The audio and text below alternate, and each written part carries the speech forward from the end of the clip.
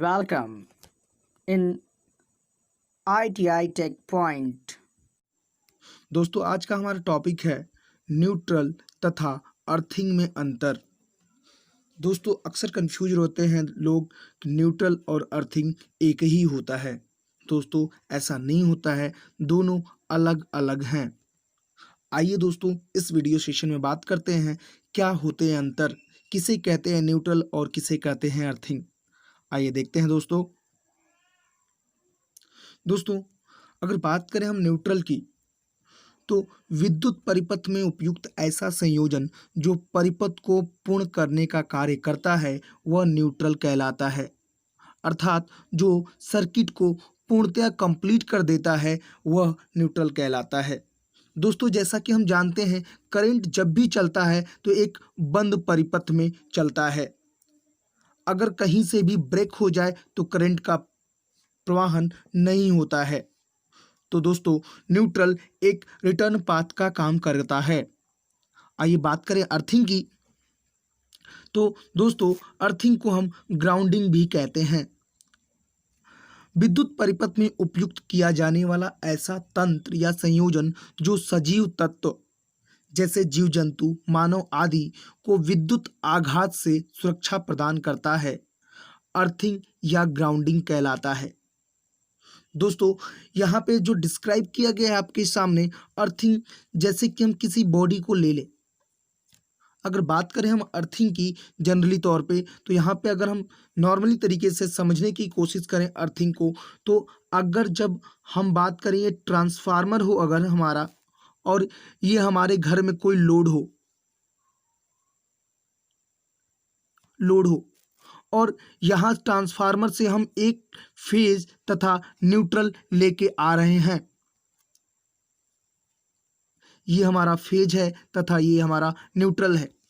दोस्तों इस लोड को हम अर्थिंग अभी नहीं किए हुए हैं, तो दोस्तों ये लोड तो चलेगा, ये प्रॉपर तरीके से काम करेगा क्योंकि इसकी सर्किट यहाँ से कंप्लीट हो रही है।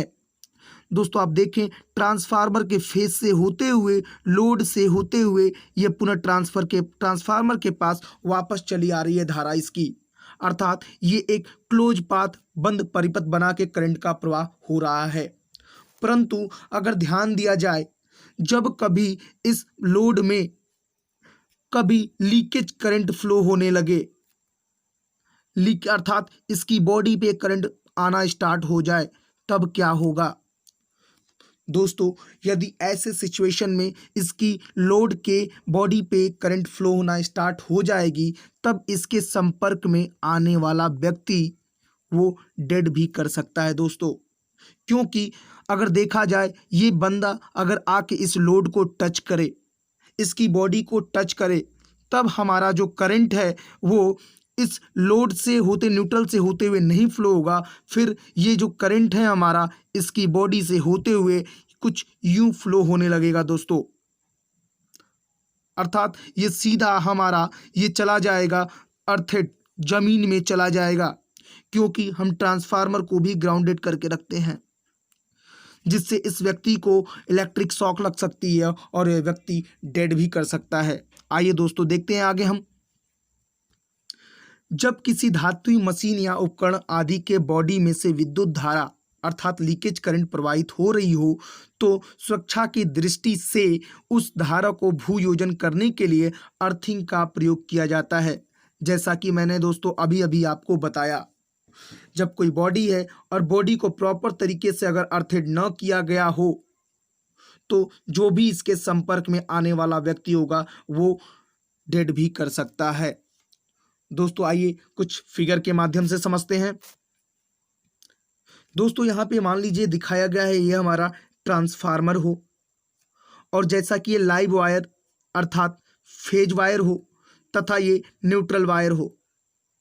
ये हमारा अगर लोड हो, जैसे लोड के तौर पे अगर मान लें हम मोटर या कोई मशीन मान के चले, दोस्तों ऐसे सिचुएशन में अगर हमारी करंट फ्लो हो रही हो, तो ये प्रॉपर तरीके से करंट इस लोड से होते हुए इस न्यूट्रल को भी कवर कर लेगा और हमारी सर्किट पूर्णतया पूर्ण हो जाएगी।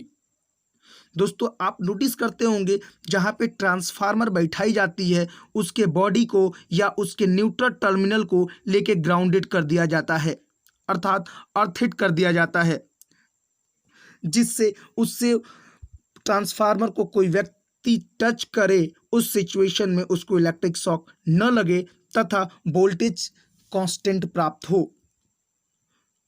दोस्तों आइए और समझते हैं। मैंने एक ट्रांसफार्मर की ये इमेज लिया हुआ है। बात आती है सबसे पहले कि न्यूट्रल कहाँ से प्राप्त होता है। तो दोस्तों न्यूट्रल ट्रांसफार्मर के द्वारा प्राप्त होता है, अर्थात ट्रांसफार्मर से प्राप्त होता है। दोस्तों आप ध्यान दें, एक साइड हमारी 11 किलोवोल्ट की वायर आती है जो डेल्टा संयोजित रहता है। ये टर्मिनल तीनों में 11 किलोवोल्ट की वायर आके फीड कर दी जाती है और ये जो कनेक्शन होता है डेल्टा कनेक्शन होता है, जिसे हम HV साइड कहते हैं, हाई वोल्टेज साइड। दोस्तों अगर सेकेंडरी साइड की बात करें हम यहाँ पे, तो हमारी ये 4 टर्मिनल देखते हैं। जैसे हम U, V, W and N से बात करते हैं। अगर दोस्तों इधर से हमारी अगर हम बात करें तो ये फेज फेज फेज तथा ये न्यूट्रल हमारा होगा। दोस्तों अगर हम एक फेज और न्यूट्रल के बीच वोल्टेज मेजर करें तो 240 वोल्ट होगा, जिसे हम सिंगल फेज कहते हैं। तथा अगर हम बात करें दो फेजों के बीच वोल्टेज की बात करें तो वो 440 वोल्ट लगभग होगी, जिसे हम 2 फेज सिस्टम कहते हैं। दोस्तों अब बात करते हैं न्यूट्रल कैसे निकलती है।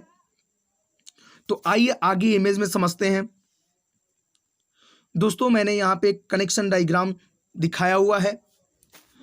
जो ये दिख रही है हमारी स्टार कनेक्शन है और नीचे जो दिख रहा है वो हमारा डेल्टा कनेक्शन है। दोस्तों स्टार कनेक्शन की बात करें, आप चाहें तो इस तरह भी समझ सकते हैं या समझने का सबसे आसान तरीका ये है। अगर हम बात करें A, B तथा C तीनों फेज हों और ये जैसा कि इमेज दिखाई गई है, चाहे तो आप RYB से भी डिनोट कर सकते हैं। दोस्तों जब इनके एक एक terminal at the feeding side रखा गया है तथा दूसरे टर्मिनल को एक जगह कॉमन कर दिया गया है, एक जगह ज्वाइंट कर दिया गया है, जहां ज्वाइंट होता है वहां उस टर्मिनल को बोलते हैं न्यूट्रल। अर्थात हमें जब भी न्यूट्रल पॉइंट प्राप्त होगी तो वो स्टार कनेक्शन में प्राप्त होगी। दोस्तों अगर हम बात करें यहाँ पे हम, तो इसमें जो बहने वाली धाराएं होंगी, अगर मान लें IA, IB तथा IC हो, अगर इस ट्रांसफार्मर का लोड संतुलन अर्थात बैलेंस अवस्था में बटी हो तो उस समय धारा का योग IA plus IB plus IC ये 0 के बराबर होगा, अर्थात न्यूट्रल में कोई धारा नहीं प्रवाहित होगी। परंतु अगर असंतुलित अवस्था है उस दशा में IA plus IB plus IC ये 0 के बराबर नहीं होगा। दोस्तों इसमें भी कुछ करंट का अंश हमें प्राप्त होगा। जनरली तौर पर प्रैक्टिकल की बात करें अगर हम, तो आप अपने घरों में देखते होंगे जो भी पोल से आपके घर में फेज और न्यूट्रल वायर आती है, आप कभी टेस्ट लैंप या टेस्टर की बात करें, हम नियॉन लैंप की बात करें, आप इस पे टच करें और इस पे टच करें तो ऐसा कभी कभी लगता है कि दोनों पे ग्लो करती है हमारी नियॉन लैंप, अर्थात टेस्टर दोनों पे ग्लो करती है। इस फेज सिस्टम पे कुछ ज़्यादा करती है, न्यूट्रल पे कम करती है। दोस्तों इसमें जो करंट फ्लो होती है उसे कहते हैं लीकेज करंट, जो कि वो अनबैलेंस अर्थात असंतुलित अवस्था होने के कारण उसमें करंट फ्लो होती है, अर्थात आयन में कुछ न कुछ उसका मान होता है जब बैलेंस कंडीशन में नहीं है तब। दोस्तों अगर बात करें हम डेल्टा कनेक्शन की, दोस्तों तो ये यहाँ पे आपको डेल्टा कनेक्शन का डायग्राम दिखाया गया है। इसको समझते हैं हम। डेल्टा में आप नोट करना चाहें तो नोट कर सकते हैं, स्टार में न्यूट्रल की प्राप्ति होती है, स्टार में न्यूट्रल की प्राप्ति होती है, परंतु डेल्टा में न्यूट्रल की प्राप्ति नहीं होती है। दोस्तों यहाँ पे ध्यान दें आप, यहाँ पे ये एक फेज, ये भी फेज और ये भी फेज, यहाँ पे हम लाइन वोल्टेज प्राप्त होगी हमेशा, न कि हमें सिंगल फेज की वोल्टेज प्राप्त होगी। दोस्तों अगर हम बात करें, यहीं पे बात कर लेते हैं स्टार और डेल्टा कनेक्शन में रिलेशन क्या होता है, संबंध क्या होती है। तो दोस्तों अगर हम बात करें यहाँ पे, ये अगर है हमारा, इसको कहते हैं हम फेज वोल्टेज, तथा अगर हम बात करें इनके बीच की वोल्टेज को, ये कहलाती है हमारी लाइन वोल्टेज। अगर हम डेल्टा कनेक्शन में थोड़ा सा आपको बताने की कोशिश करें तो यहाँ पे ये जो वोल्टेज दिख रही है हमारी, ये लाइन वोल्टेज है, इसमें फेज वोल्टेज की प्राप्ति नहीं होती है।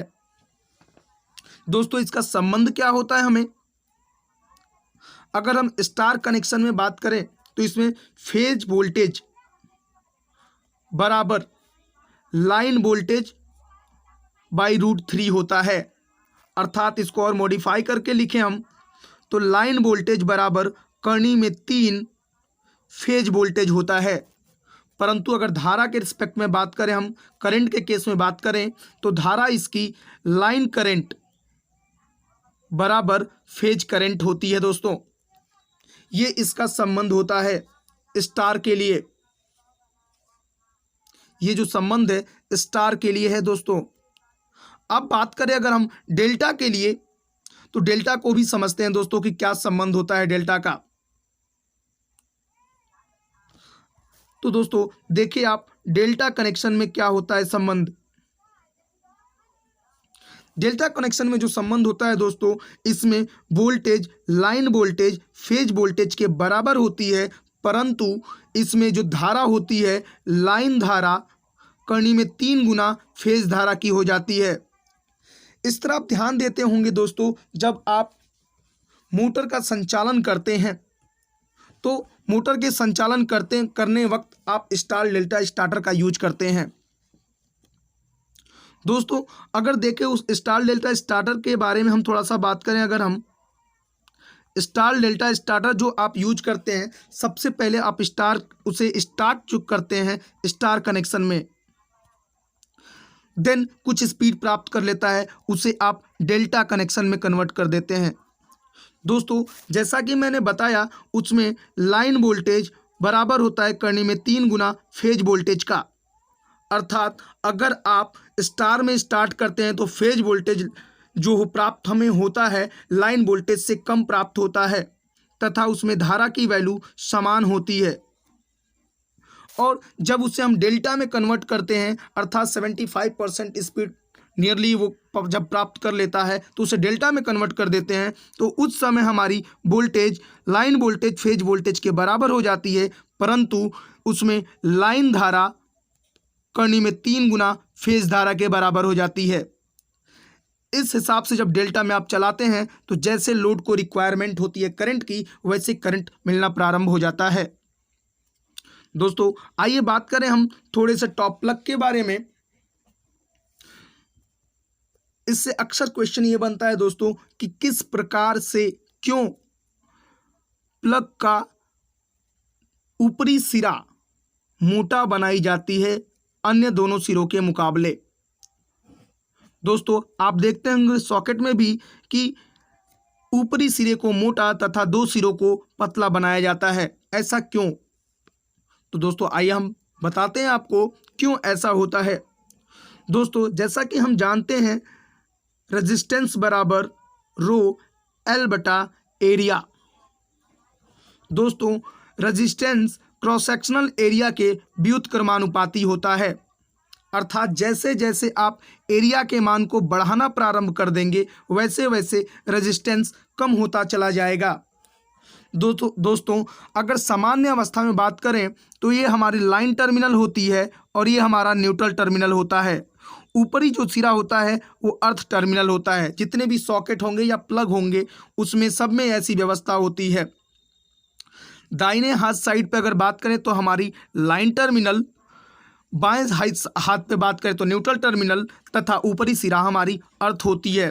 सामान्य अवस्था में जब धारा का प्रवाह होता है तो वो सुचारू रूप से होता है, लेकिन जब कोई फॉल्ट आ जाती है तो इसीलिए हम अर्थिंग करते हैं, जिससे क्रॉस सेक्शनल एरिया ज़्यादा होने की वजह से ये करंट प्रॉपर तरीके से इसमें चला जाएगा, जो कि ये जाके कहीं ना कहीं अर्थेड होता है, जिससे हमारा जितने भी उपकरण हैं सुरक्षित रहें तथा व्यक्ति भी सुरक्षित हो जाते हैं। दोस्तों आइए समझते हैं थोड़ा सा और। यहाँ पे इस इमेज में जो दिखाया गया है प्रॉपर तरीके के आपको दिखाई दे रही है, ये हमारा लोड है और ये हमारा मान लें ट्रांसफार्मर है। ये फेज हो गया और ये हमारा न्यूट्रल हो गया। जब इधर भी अर्थिंग किया गया है और इधर भी अर्थिंग किया है तो प्रॉपर तरीके से हमारी करंट बह रही है इसमें, और ये व्यक्ति अगर बॉडी को भी आके टच करता है इसको इलेक्ट्रिक शॉक नहीं लगेगी, ये सेफ रहेगा। परंतु ध्यान दें आप, यहाँ पे अगले इमेज पे हम चलें, अगर यहाँ पे आप ध्यान दें कि जब हमारा एक साइड अर्थिंग किया गया है परंतु जिधर हमारा लोड है वहाँ अर्थेड नहीं है, हमारा जो ट्रांसफार्मर से सप्लाई फेज और न्यूट्रल आ रही है ये लोड को चली गई, और जब इसमें इसकी बॉडी पे लीकेज करंट फ्लो हो रही है, अगर कोई व्यक्ति टच करता है तो उसकी थ्रू होते हुए करंट हमारा फ्लो होने लगता है, जिससे व्यक्ति की जान भी जा सकती है। दोस्तों अगर हम बात करें इस इमेज की, यहाँ पे इमेज जो दिखाई गई है आकाशीय बिजली के संबंध में, तो दोस्तों इसके लिए हम एक एलए लगाते हैं, अर्थात लाइटिंग अरेस्टर लगाते हैं, जो आकाशीय बिजली को ग्राउंडेड कर देता है। दोस्तों उदाहरण के लिए आपको बताएं अगर हम, तो आप जनरली तौर पे चिमनियों को देखते होंगे, चाहे टावर के ऊपर देखते होंगे, इसके ऊपर देखें तो एक पतली सी रॉड लगी रहती है, और यहाँ बात करें तो सबसे ऊपर एक वायर जाता है टावरों पे। अगर कभी आकाशीय बिजली गिरती है तो इसके थ्रू होते हुए वो पूरी ग्राउंड हो जाएगी दोस्तों। अर्थात यहाँ अगर आकाशीय बिजली और अगर गिरती है टावर वावर पे तो ये पूरा ग्राउंड हो जाएगा, क्योंकि ये अर्थेड रहती है। चिमनियों की बात करें तो इस पर कभी चिमनी के ऊपर अगर आकाशीय बिजली गिरती है तो ये यहाँ से ग्राउंडेड हो जाएगी तुरंत अगर कनेक्शन होगा तो, जिससे हमारी ये टावर भी सेफ हो जाती है और हमारा ये चिमनी भी सेफ हो जाती है। अगर सब स्टेशन के ऊपर बात करें तो सब स्टेशन जहाँ ट्रांसफार्मर लगा होता है, चाहे हैवी इक्विपमेंट लगी होती है, वहाँ आकाशीय बिजली गिरती है तो उसके पहले ही हमारा एलए लगा होता है, लाइटिंग अरेस्टर लगी होती है, जिसे हम हिंदी में तड़ित चालक भी कहते हैं, जो कि हमारी उस आकाशीय बिजली को ग्राउंडेड कर देती है, क्योंकि इसमें बहुत ज़्यादा करंट की क्षमता होती है, बहुत ज़्यादा वोल्ट की होती है। दोस्तों जैसा कि इमेज में मैंने आपको समझा दिया, ये टावर के संबंध में सबसे ऊपरी सिरे पर लगा रहता है और ये हमारा ग्राउंडेड हो जाता है। तो अगर बात करें हम न्यूट्रल और अर्थिंग में क्या है अंतर, तो न्यूट्रल जो है सर्किट पूर्ण करने का काम करती है, परंतु अर्थिंग एक सेफ्टी डिवाइस अर्थात सेफ्टी एलिमेंट है, सुरक्षा प्रदान करती है, जिससे व्यक्ति को इलेक्ट्रिक शॉक न लगे। दोस्तों आशा करते हैं आपको इस वीडियो में प्रॉपर तरीके से समझ में आ गई होगी। कुछ इंपॉर्टेंट पॉइंट की बात करें दोस्तों, तो पृथ्वी की पोटेंशियल की बात करें दोस्तों, अगर हम पृथ्वी का विभव की बात करते हैं तो वह होता है 0 होता है दोस्तों। पृथ्वी के विभव का मान 0 होता है। दोस्तों आपको यह वीडियो कैसा लगा आप कमेंट बॉक्स में कमेंट करें। आई होप आपका कॉन्सेप्ट क्लियर हो गया होगा, न्यूट्रल और अर्थिंग में क्या डिफरेंस है। दोस्तों वीडियो सेशन अगर आपको अच्छा लगता है तो लाइक करें, सब्सक्राइब करें तथा शेयर भी करें। धन्यवाद दोस्तों। Thanks for watching ITI Tech Point. Subscribe now.